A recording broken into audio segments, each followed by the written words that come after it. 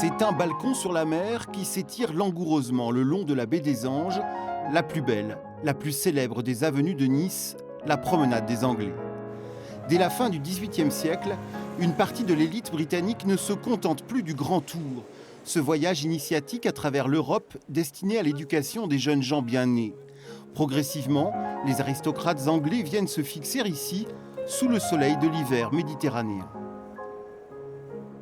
La chance de Nice, c'est ce qui va amener la modification de l'urbanisme niçois avec l'installation des Anglais, c'est qu'on va passer de ce grand tour à un tourisme de villégiature, c'est-à-dire un lieu où l'on vient s'installer. Et pour s'installer, évidemment, eh bien, il faut des lieux, il faut des rues, il faut des places, et il faut une ville qui va sortir ex nihilo de la ville indigène. À l'ouest de la vieille ville, entre le Paillon et le Vallon de Magnan, une petite cité anglaise sort de terre, le Newborough. Les riches Anglais vivent ici entre eux, à l'écart de la population locale. Et comme à Brighton, on édifie une maison de jeu à l'anglaise sur une jetée, un casino. On va retrouver Place Mozart actuellement, le club de tennis, on va retrouver des restaurants, des débits de boissons, donc un cimetière ici. Hein. Donc il recrée ici une société qui quelque part va prospérer au moment de la belle époque. Ils passent tout l'hiver ici pour ceux qui ont les moyens et vont créer une sorte de communauté qui parfois va devenir extrêmement illustre. Cette époque faste, l'âge d'or de la French Riviera, entre 1880 et la Première Guerre mondiale, nous a laissé un patrimoine architectural en héritage. Sous l'influence des chics touristes anglais, tout a changé.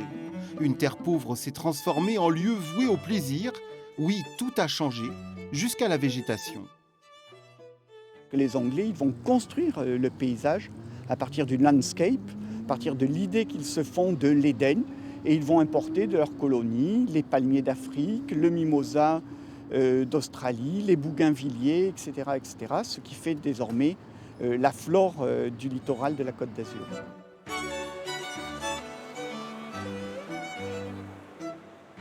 Ils ont apporté à ce territoire quelque chose de plus, qui s'appelle le tourisme, tout simplement, le tourisme de luxe, le tourisme par le haut.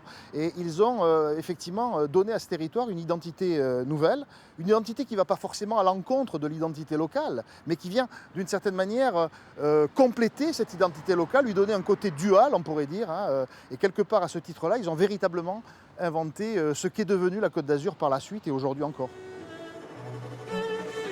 Et qu'est-ce que la Côte d'Azur, au fond? Une invention ou plutôt une vision? Un paradis latin conçu en rêve dans les brumes de l'Angleterre.